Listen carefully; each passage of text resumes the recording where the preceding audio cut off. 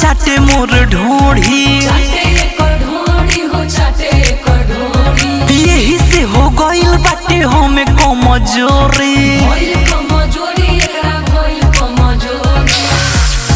मर गइनी रे रतिया में खाली होता चाटे मोर ढोढ़ी, यही से हो गइल बाटे हमें कमजोरी। जब हम बैठी बनया संवर के देहिया से देह रख देला रगड़ के, मारिला मंगर के त चली ले लमड़ के,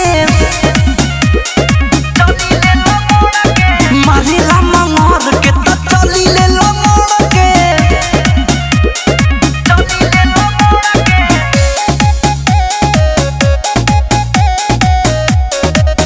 music by Ujjwal Kumar.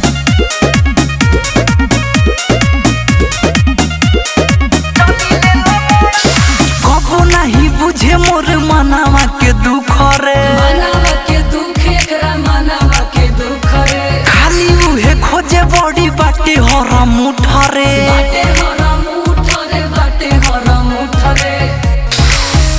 Oh my God, कबो नहीं बुझे मोर मनावा के दुख रे,